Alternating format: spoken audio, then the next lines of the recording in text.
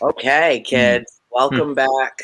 If you're just joining us, I would suggest that perhaps you go into the archives and you watch Soul School after you see tonight's episode of A World Awakening. And I think that it will provide clarity because, as I spoke about during Soul School, Jeff and I are playing Peter Cottontail and, his uh, hopping down the bunny trail right straight down the rabbit hole. And that's where we are going tonight on A World Awakening. It is a somber time. It is a tumultuous time in the world.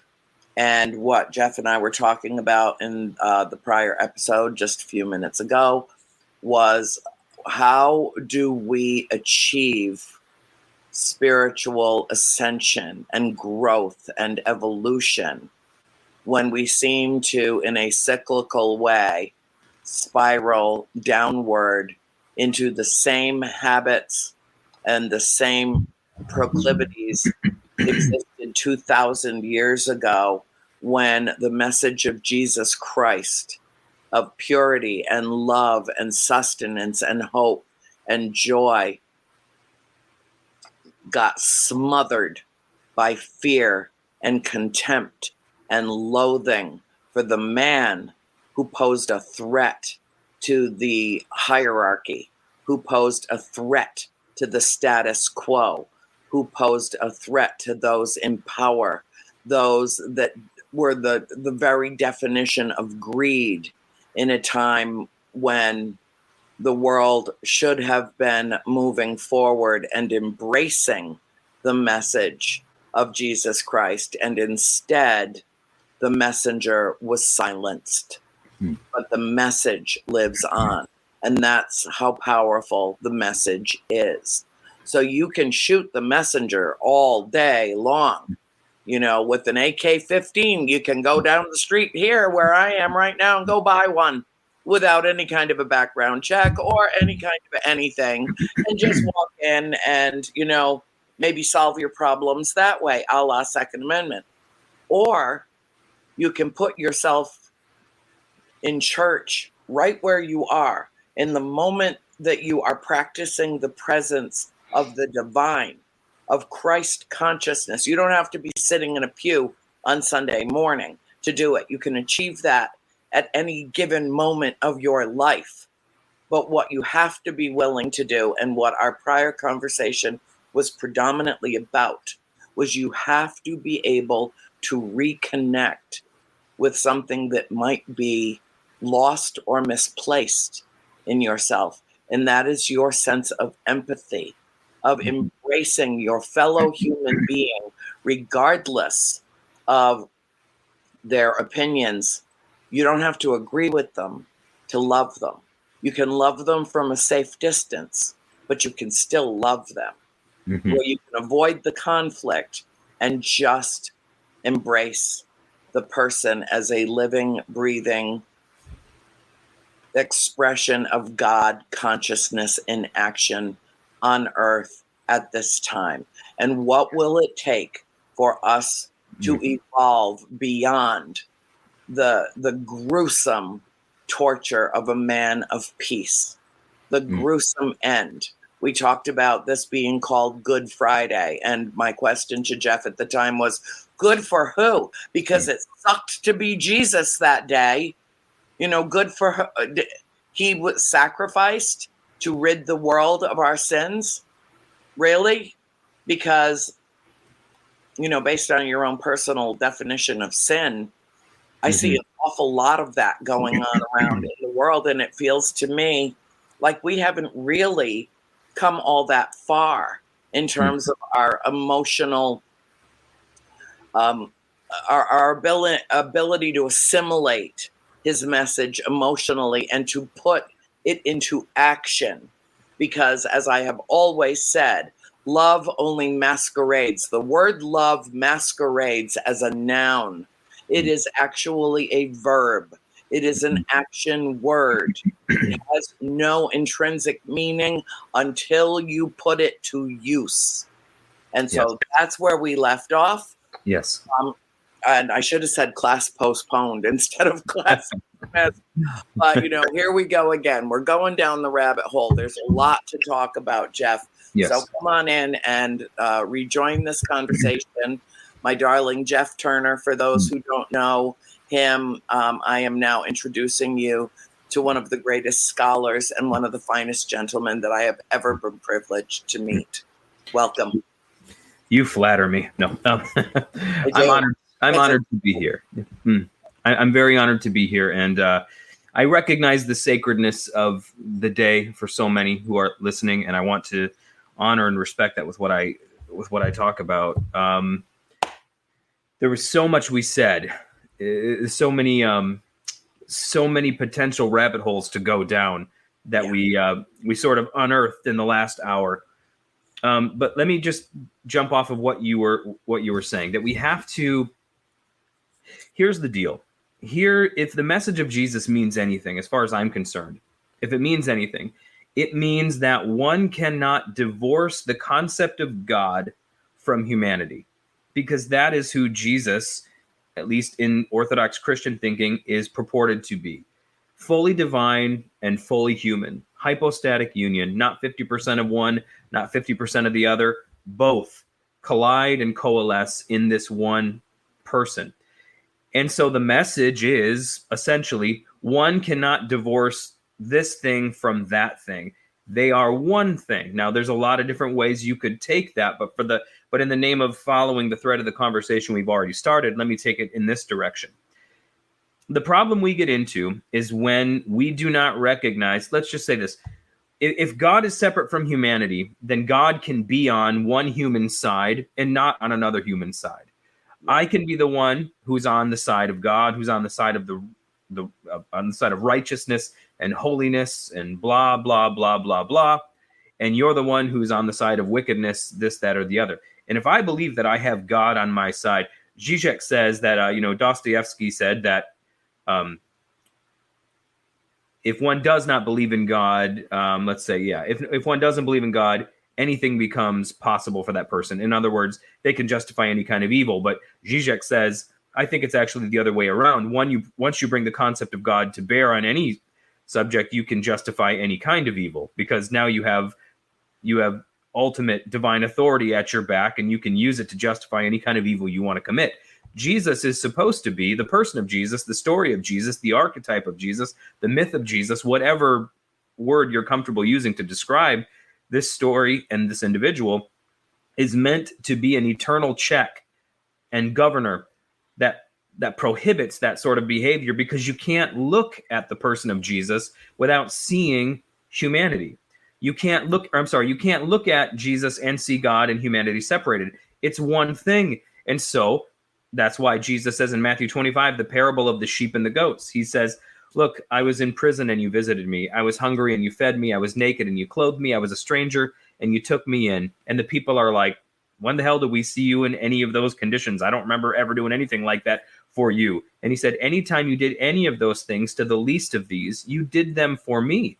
See, you didn't even realize you were serving God. You were just simply serving humanity. And you got so caught up in your service to humanity that you were serving God all along. Meanwhile, there's this other group that are referred to symbolically as goats in the parable. And he's like, I was in prison and you didn't visit me. I was hungry and you didn't feed me. I was naked and you didn't clothe me. I was a stranger and you didn't take me in. And they're like, when did we see you in any of those conditions and neglect you? And he's like, whatever you did not do for the least of these, you did not do unto me. So that's what we're supposed to see when we look at the person of Jesus, is that what we do for humanity, we do for God. What we don't do for humanity, we don't do for God. You can't remove the two things. And the people who were serving humanity with no conception that they were serving God are the noble ones. And they didn't even have God in mind. They're just serving human beings. Whereas these other ones, because he's speaking to religious leaders, he's likely trying to goad them a little bit. These are obviously the ones who have gotten so caught up in their service to God that they've forgotten about humanity. And so he's saying, you're so busy trying to please and appease this transcendent big other. Meanwhile, you're neglecting what lays right in front of you. And in so doing, you're neglecting the very thing you're trying to serve. And so that's what we're supposed to see when we look at the figure of Jesus, is humanity and divinity as one.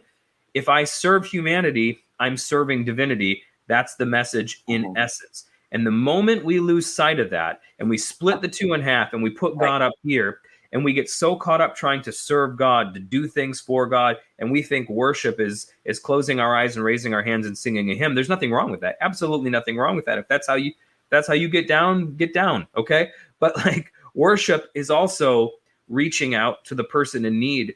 That's actually worship as well. Jesus says that, it says in Romans that love is the fulfillment of the law. Love is the fulfillment of the law. So everything, and that means like religious law, let's say. That so loving, just simply loving the person who is in front of you. All of these complicated laws we read in Leviticus and everything else, it's all summed up in love. If you do that, you do that. That's it. And the moment we forget that, we forget everything. And, there's this, I've used this illustration before. I may have even used it down here because I don't know. I use it all over the place. But in the Hindu celebration of the god Ganesh, the elephant-headed deity. Yes. So there in that festival. Yeah. So basically for a week or something like that, they build statues of Ganesh, and everything's about this deity, and there's parades in the streets and offerings are made to this particular deity, and it's a big celebration. And then at the end of the celebration, these statues are thrown into the sea, right? Where they're meant to dissolve.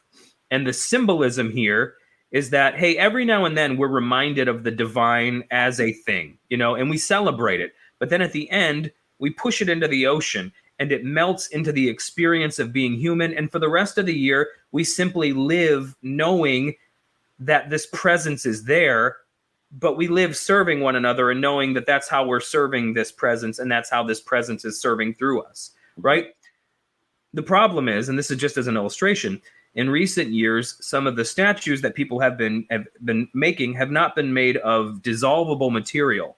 And so after pushing them into the ocean, they wash back on shore, and there's a big problem, with that now, and a lot of stuff, a lot of environmental concerns. Because of the material that they crafted the deity out of, it doesn't dissolve into the ocean, and therefore it washes back up on shore. Now, as a pure metaphor here, gods of any use are supposed to be, we acknowledge the divine, but then the divine dissolves itself into the human experience to the point where we could actually forget about it and still be serving it and loving it just by serving and loving one another. The problem is the mental materials we craft our gods out of aren't dissolvable, and so they wash back up on shore. And so we then technically become pollution. And they become pollutants. Yes, exactly. And so we're going along with the business of trying to serve other people, but then, here comes the God back again. And now we're distracted from serving humanity, and we have the God demanding our attention. And I think that's the problem. Gods that demand attention, they demand the spotlight be on them instead of on humanity. That's the problem. The God that's waving its arms and saying, hey, look at me, worship me, serve me, do for me, go to war for me, make laws in my name, do this in my name, do that in my name, take political office in my name. That's the problem. Any God worthy of the title is a God that becomes dissolved into the human experience and says, by serving one another, you serve me. By loving one another, you love me. That's what it is to serve me. That's what it is to love me. But when we craft our gods out of the material of our own ego so that our gods look like us, they wash back up on shore and interrupt that flow that we're supposed to be in and distract us, and we get focused on them again. And when we get focused on the deity again, as opposed to the deity as it exists in humanity, we've lost the story, we've lost the plot. The message of Jesus is that God and humanity are now one, or always have been, but now revealed as one in the person of Jesus. And not just, look, to the point where God becomes subject to death in the story. So God so identifies with and embraces humanity that he becomes killable, right? So goes into the deepest dark of the human experience, right? And then, yes, Jesus resurrects, but that's a symbol of God saying, I don't desire human sacrifice, basically. And actually, if you trace it back anthropologically, human sacrifice began to dissolve as a practice after the message of the resurrection spread, because it was basically the divine saying, no, this is not how things are done. And that's actually where it began to spread, interestingly enough. René Girard, the French anthropologist and philosopher, writes on that extensively. Violence in the Sacred, I think, would be a good source for that if anyone wanted to look into it. But anyways, that's another story for another time. But if I could interrupt here, I think that anthropomorphically, sociologically, we need to, look at this in terms of what progress, how did humanity assimilate the message of Jesus Christ, who many believe, was the embodiment of God in human form. But others believe was, a great philosopher, a great teacher, a man of great kindness and wisdom. No matter how you interpret the existence of the messenger, the message itself is what has endured. The message itself is what has impacted humanity on a deep, visceral level, speaks to the best of us in our humanity. How did it get so corrupted? I ask this, not hyperbolically, but it is a rhetorical question. How did we get to this point where we haven't learned a thing?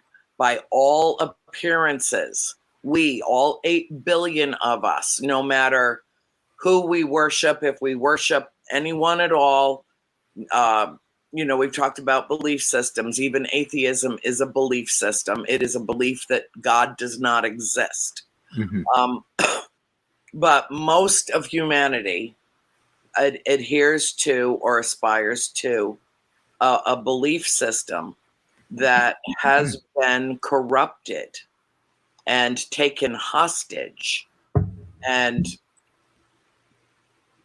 I have gone on the record many times, and I have received more grief than you can possibly know for saying what I believe.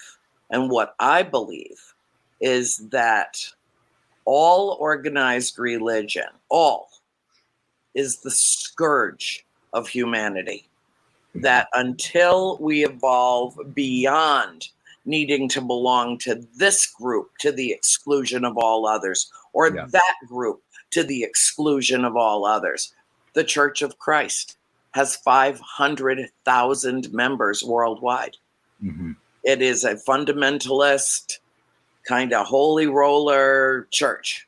There's a lot of that going on right here where I am in Georgia right now. There's a Church of Christ church right up behind this house. They truly believe that they are the only ones that will be saved, and that all the rest of humanity, that 500,000 roughly members of this church worldwide are the chosen ones, that they are the only ones that will ever enter the kingdom of heaven, and all the rest of us that do not follow their explicit religious doctrine and dogma and devote ourselves to that particular mindset, we're all doomed. All the rest of us.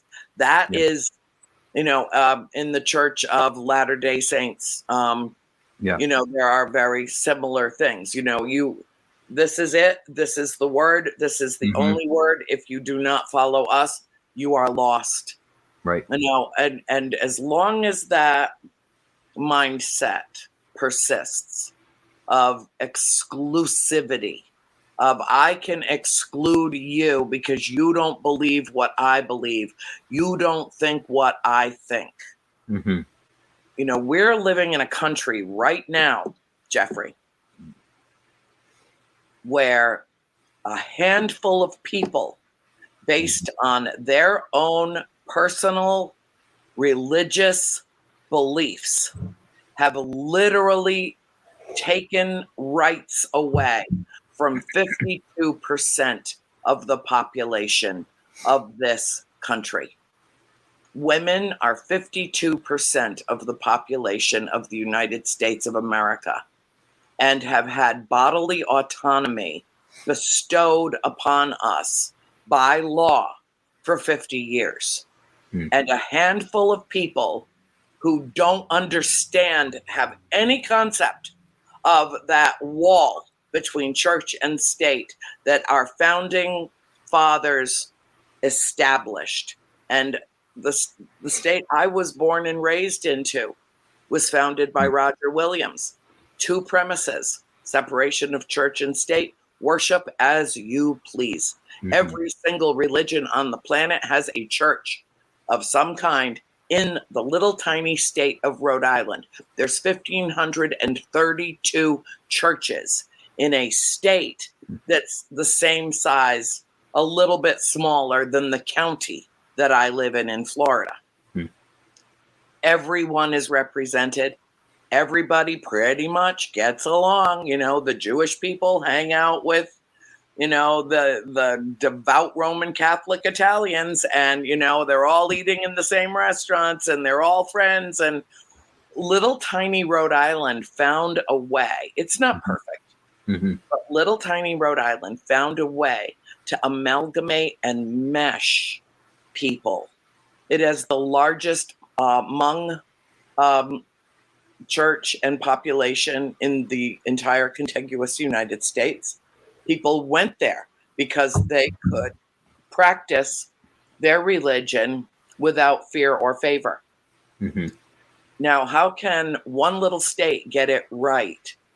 And it seems like, I don't want to paint with too broad a stroke, but it seems like a lot of the other states, territories, you know, it takes a village. Well, you know, I can't be part of your village. Your village is over there on the other side of that mountain, and I can't see your village from here. But I don't even want to climb the mountain and look down on your village to see if maybe we've got something in common and we should make a road between our 2 villages and get to know each other. And what we talked about in the last hour, I mean, here we are, more than a year into Russians blowing apart, blasting to smithereens, just creating rubble out of churches that their ancestors built 1,000 years ago. Yeah. Okay. And striking them deliberately in spite of the fact that they know there are civilians sheltering in those churches. Okay, so we need to talk about good and evil, and based on, you know, what belief systems and how do belief systems actually assist us in terms of our understanding of each other in the world. I mean, here we have the convergence right now. I'm not, believe it or not, I'm coming full circle again around to the point. I know you are. So make notes. I'm watching the news tonight, and I'm seeing Israelis just pulverizing, reducing to rubble, like the churches of Ukraine, a population of Palestinians that were in prayer in Jerusalem. And the reason that they were attacked, according to what came out of Tel Aviv, was because they were apparently hoarding rocks. And so they were beaten in the head with the butt of military-style weapons, rifles, and dragged from the building because they were hoarding rocks. Well, you know, I hoard rocks personally. I have rocks from every place I've ever been on Earth. And, you know, gee, I wouldn't want to be a target because I've got rocks. That's part of their belief system, you know, and the touching of the earth and the gathering of, you know, it didn't mean that those rocks were going to be used as weapons. And what purpose do those rocks serve against military rifles that one bullet will enter your body in the front and explode out the backside of your body and take all your vital organs with it? Yeah. Okay. Ramadan, Passover, Easter have converged this year. Let us take this opportunity to explore that notion. I mean, how inured how many among us have gotten used to the idea that this horrific, unjust, unprovoked war going on in Ukraine that are killing innocent civilians and very often being killed by innocent Russians who do not want to be where they are and were dragged off the streets or out of a prison cell, a rifle put in their hands, stuffed into a tank, and sent to the front against their will. That's not the truth for all of them, but it is the truth for many of them, and many, many of them have come home in body bags. We know what the loss of life is so far. It's in the hundreds of thousands. And on both sides, probably already in a year, 500,000. Do you see it on the news much anymore? Bakhmut and Mariupol and what's happening with the nuclear power plant. And, it's like it's gotten to be old news. Well, I guarantee you, if you're in Ukraine right now, it's fresh news. Yeah. And you don't know if you're going to be blown out of your bed or if you're going to wake up on Easter morning. You don't know, because you don't know the distance of the cruise missiles that are being used, or what country is stepping in and surreptitiously shipping arms to Russia to help them decimate what was once part of Russia and built by Russians. Okay, so we're looking at that. We're looking at, Christine walked in the room today. She looked at the TV and they were showing film footage of the unrest. And now Lebanon's getting in on it, and what's happening in Israel at the holiest time of the year for all the major world religions. Would this not be a time opportunistically to reach out to your fellow human being, regardless of their religious belief? And instead of accusing the people on their knees praying as you break into the mosque and pull them out of it, instead of doing that, why not wait outside the mosque and welcome them into Jerusalem if they are coming through for this celebration? This is our great opportunity worldwide to mend fences and to help heal broken hearts. And instead, Israel is in upheaval. The Palestinians are in upheaval. Jordan's getting involved. Who else is going to get involved? And Christine just walked in and she looked and she's like, they're going to be at war forever until all of them are dead. And she just turned around. She said, I can't even look at this anymore. I can't even look at this. I'm going outside to water my plants. And so what's happening, I think, is that we've become inured. We've become uncomfortably numb to the hatefulness and the vitriol. And now we've got all of this upheaval happening in our own country. In a week where the former president of the United States was indicted on felony charges, that wasn't the big news story of the week. The big news story of the week is what happened last night in Tennessee. And it's just more of people preaching love not from a pulpit, but from the building where they were duly elected to serve their constituencies. And when they said something in tandem with their constituents who were there to protest after little children lost their lives in a religious school in Nashville, before those children were even buried, the people in charge, the people in power, the people beholden to the NRA were busy finding a way to loosen the gun laws in Tennessee even more. you know, and yet act surprised that there are, you know, multitudes of the people that put them in power who just felt slapped in the face because they were not serving the people, they were serving themselves. More than 70% of the people that live in Tennessee want stricter gun laws. They want some kind of accountability. They want change that will reduce the number of mass murders that happen so routinely in this country that we can't even keep up. Who got murdered last week? Was it San Francisco? Was it Uvalde, Texas? Oh, I think it was Buffalo, New York. Oh, it was that other thing that happened. Oh my God. And remember, Parkland was 5 years ago. Oh my God. I mean, we can't even keep up with the amount of mass murders that are happening in this country, most of which involve young men with AK style weapons that shoot 130 rounds a minute, with bullets that are designed to explode inside a body, bullets that are designed to make sure that whoever you hit with a bullet does not survive. That's what we're dealing with. And it's Easter weekend. I'm not seeing the love. I'm not seeing the camaraderie. I'm not seeing the joy. I'm not seeing the outreach. I'm not seeing the healing.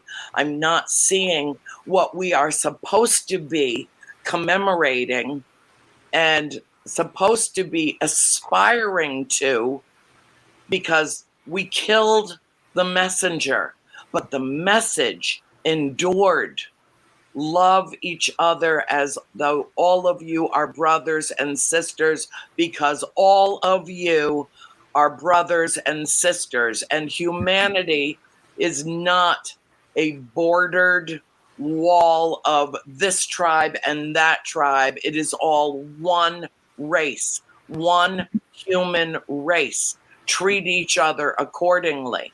And we talked about the draining away over time, as you know, those among us who aspire to other things, including power, that message has been lost and nullified. And we saw it in action last night. You know, we don't like this message. This isn't a good message for us. The NRA won't approve. So you're expelled from your duly elected place in this building. Get out. We don't want to see you. We don't want to hear your message. And it doesn't matter that you are preaching love and respect and honor for human life, or the protection of our children, or our grandparents, or our parents, or our brothers and sisters. That's not what matters.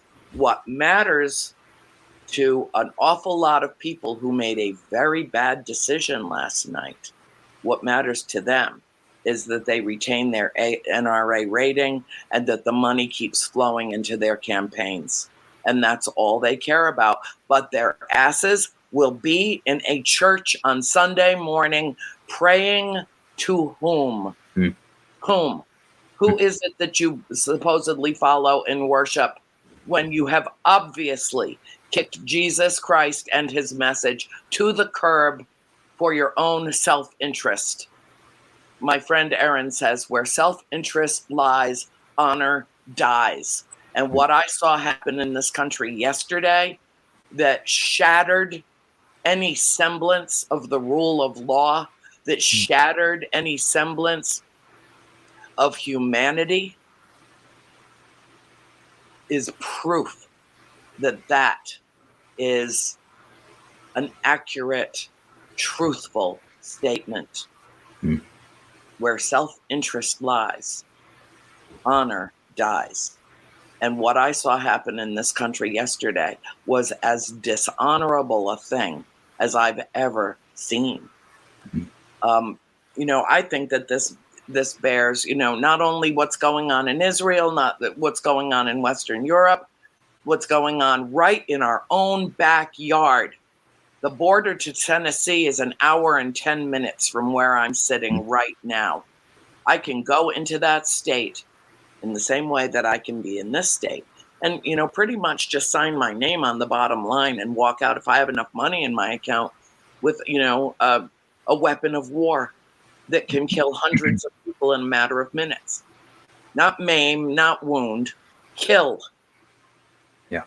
And yet that's not, I ask myself this question a lot, and I'm not a holy roller Christian in any sense of the word. I personally think Jesus Christ is most likely a member of the galactic family. I really think that there's a race of galactics out there that we maybe worship as God, that are like, that we have been made in that image, and every now and then somebody really wonderful gets sent to Earth, and what do? We kill the messenger, and yet something about the message lingers and impacts certain people. But I don't feel like we're making any forward momentum in terms of our spiritual ascension. And I have to wonder if we have to be so beaten down, so downtrodden, so disgusted, so hopeless, that all that's left is the hope that the spark of the divine is still left in us. Is that where we have to go? Do we have to go rock bottom down the rabbit hole and claw our way to the surface to see the light? Is that what has to happen? Run with it. And it very well may be. I mean, it very well may be. There's the old Latin dictum, in filth it will be found. In other words, the thing you need is actually going to be found in the place you definitely don't want to look. And it very well could be that we do have to hit rock bottom. That's where Gerard Manley Hopkins' immortal diamond is found, when everything else is stripped away and burned away and crushed. That's where you find hope. I mean, Nietzsche said the one who fights monsters should take care lest in fighting them he becomes one. He said, take care. If you stare into the abyss, know that the abyss will stare back into you. But I think if you stare a little bit longer, you do end up finding hope, and you do end up finding some light. And maybe that's where we're at. I mean, and maybe that's what, in some way, Good Friday is the abyss. Good Friday is the abyss. It's the unjust murder of an individual who had done nothing wrong. Torture and murder. Crucified. Excruciating means from the cross. So the word we have in English that describes something that is excruciating, the word was essentially created to describe the pain of the cross. I mean, such a terrible way to die that we invent a word to describe it. I mean, it's that's what Good Friday is. It's a just, innocent human being unjustly murdered. I mean, in the story. I know there's different theories. I just mean in this story, right? Yeah, the sacrificial lamb. Yes, I get it. Yes, yes. And then for years, different forms of Christianity rose up and said it was a sacrifice to God. God demanded this. Well, God resurrects Jesus, so as to say, sure, blame God for the murder of his own son. Absolutely. And the resurrection is the divine's rejection of that idea. No, sacrifices that are accepted stay dead. If it's resurrected, it means I reject this offer. No, that's not the way this thing works anymore. But we are in a time of staring into the abyss, and we have a choice. We can let the abyss stare back into us and change us, or we can keep staring until we see hope, light, what one might call, in the context of the season, resurrection. But it's difficult to see. It's very difficult to see. It's very difficult to perceive that right now. With everything going on, it's difficult to believe that there can be anything approximating hope at hand, right? What I'll tell you is this. We have to, I don't have the answer for the larger macrocosmic problems, because I don't think anyone does. But in miniature, what I could say is that we have to rediscover one another as human beings. Yes. We have to rediscover, we have to learn, even those with whom we disagree intensely. And believe me, There's a lot of people in my life I disagree with intensely. But even those individuals, we have to rediscover their humanity. We have to rediscover that under the abysmal arguments, the atrocious worldviews, there is still a human being and a beating heart. There is a probably wounded, lost, very misguided, maybe abused, and therefore angry, brutalized, individual there. And it's easy to forget. And it's easy to forget because, the old gods find new ways of speaking. I said that in the last hour. The old gods always find new ways of speaking. And so all these individuals claiming their mouthpieces for ideology, their mouthpieces for archetypes, their mouthpieces for egregores, and they call it Jesus. It's bullshit. It's just, Mm-hmm. As a member of the clergy, as a minister myself, I am absolutely disgusted and ashamed to be associated with what often gets associated with me. What I'll tell you is this. Here, let me read a quote. Emmanuel Levinas, okay, the Jewish philosopher, says this: "The face is the place where the other's vulnerability becomes visible and demands my attention. It is a call that resists reduction to concepts or theories, and it challenges me to respond with love and concern." I think the problem is we don't see each other's face anymore. Yeah. We don't see each other's face. We see each other's position. We see what side of the aisle someone's on politically. We see one's religious affiliation. And once we see someone in the context of a belief system, a philosophy, a worldview, we lose sight of who they are. And then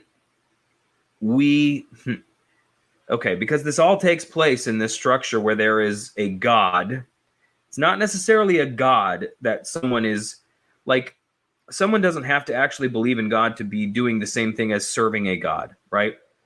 The old gods find new ways of speaking. So someone can be an atheist, kick the concept of God out of their life, but they're still going to, nature abhors a vacuum. So something's going to rush in to fill that space. And it's often ideologies, it's often political, something that's like the highest principle will take that form. And then you serve it the same way you serve the God concept, right? And it functions in your life the same way the God concept functioned in your life. So you still see yourself as the superior one because you're in proper alignment, and those who are not are the damned. You're the righteous, they're the damned. It might be completely secular in the way that you approach it, but it's still the same thing functioning in your life. And, again, like Zizek said, commenting on Dostoevsky says, without God, all things are permissible. Zizek says, maybe it's the other way around. With God, all things become permissible. Because once you think you're in alignment with the highest principle, you can justify anything. And if all you see when you look out at people are not people, but, something that opposes, well, let's just say, for a Christian, they look out and they would see a sinner. For a Republican, they would see a Democrat. A Democrat might see a Republican, whatever. That's the way it might function politically. But it's really the same kind of spirit where we strip away a person's identity and we just see a label that represents stuff we hate. And oftentimes we hate it justifiably, right? But that person becomes that to us. And then we can justify anything. We can justify doing anything to that person because we're not seeing their face. We're seeing the label. Well, here's a case in point is the head of the Russian Orthodox Church is one of Vladimir Putin's greatest, most vocal supporters, and has basically convinced members of the Russian Orthodox Church, which has millions of members, that it's Putin's way or the highway, that he is ordained by God on high to reclaim what has been a separate, distinct, free nation for a very long time. Maybe not long in Putin's perspective on it, when all he wants to do is reconfigure an obsolete archetype, which was formerly known as the USSR, and bring that all back together. And, you know, what he fails to understand on a fundamental level is that when people have a taste of freedom, when people have a taste of democracy, when they get that little tidbit of, I'm not beholden, I am not under the thumb, I am not being watched by my government anymore, I am free to live my own life by my own rules, that liberation is not something that you give up easily and put yourself back into prison. Now, how much of the world body politic, you know, when you have a conversation, my father always says, Annie, don't talk about religion and politics. I'm like, what the fuck is there left to talk about? Okay. Because when the two of those two things got into bed together, that created this whole new vile, corrupt, and destructive force that has manifested itself in myriad ways from a handful of religious ideologues and zealots who decided to rip away rights from more than 50% of the population of the United States. And we are no longer, women no longer have bodily autonomy in the United States. We don't, because a few people said, that doesn't really jive with my philosophy and my religion. And even though I lied to Congress about, you know, precedent and stare decisis and all of that, gee, I've changed my mind. I've seen the light. None of you have a right to abortion, no matter what the circumstances, no matter if it threatens your life or not. There are states in this union right now where you have to leave the state. And if they find out that you left the state as a pregnant woman to go take care of a situation that might even threaten your life, or a 10-year-old child that had to leave Ohio after being brutally raped and impregnated, had to leave the state. And now they're talking about pressing charges against those who helped her to rid her body of this aberration that was not her own and was unwanted. That's what this world needs, is just tons and tons and tons of more of unwanted children who come into the world and then get zero respect or zero assistance, and they're just flung into the world. Why? You know, I look at this, I look at the world, Jeff, I look at the world right now, and my mom tonight, watching the news, said, this makes me want to go to sleep and not wake up. And what she was watching was the conflict going on in Jerusalem. She said to me, that's the holiest place on earth. And look what they're doing to each other. Look what they're doing to each other on Easter weekend, at Ramadan, at Passover. Look what they're doing to each other. So when I say that I find organized religion to be the scourge of the planet, I do not think that until we come to terms with all of this, I do not think that we are going to be able to ascend in terms of the our own awareness of our own sacred essence. Yeah, you know, and I agree with you, and I think the irony of what's happening is that the great patriarch of all three faiths represented, you know, the Abrahamic faiths, this great patriarch in the book, the scriptures that we call holy, is visited by three strangers whom he allows into his camp. He feeds them. He takes care of them. That was extremely dangerous in that setting to do. You know, it was extremely dangerous to do that. You don't know who these individuals are. You don't know what their intentions are. You don't know what they're going to do. But upon welcoming them and bringing them in, it's revealed that these three strangers their Elohim, their God, essentially. And so it's like these stories are in every great tradition that Yep. that the divine is actually found in the thing that you find threatening. Actually, the thing that looks to you like it poses an existential threat to you, that's actually where the divine is located. Yes. And you have to, that's where it's at. And it's, there's even the New Testament, New Testament command is that, or it's not a command, but it says, be careful about entertaining strangers. Make sure you entertain strangers, for many have entertained angels unaware. And again, it's that same motif that you don't know. The strange, that which seems like a threat, is actually oftentimes where you find God. And it's just so ironic. It's so ironic that the very religions whose patriarch Abraham is, from whom that story concerns, yep. It's heartbreaking. But can I go off topic just for like a second? Not necessarily off topic. We only have 2 minutes left, my darling. Okay. And yes, 30 go ahead. Okay. Close us out. Okay. I just really felt like I'm supposed to tell somebody something. Okay. Okay. I saw the image of something turning on a dime, and I really felt like I'm supposed to say to somebody watching, and it could be a couple people watching, but there are circumstances in your life that have seemed absolutely hopeless for like the last 6 months. You will see them turn on a dime within the matter of like 2 weeks. It will be so sudden you'll think it turned on a dime. One involves a relationship and one involves some sort of debt. And I don't know who that concerns or what it is, but I just felt that so strong come to me. And it was not really where I was thinking and what I was thinking about at all, but I just wanted to say it. And so like, just grab onto that and just rest. Hold on to it. Hold on to hope.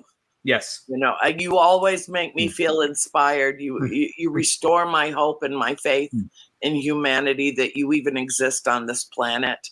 You are a remarkable human being. And I wish you and everyone else, whatever you celebrate this weekend, celebrate it with love in your heart. Celebrate life and the sacred within us. Yes. And on that note, yes, I wish you all a blessed good evening. Yes. Good night all.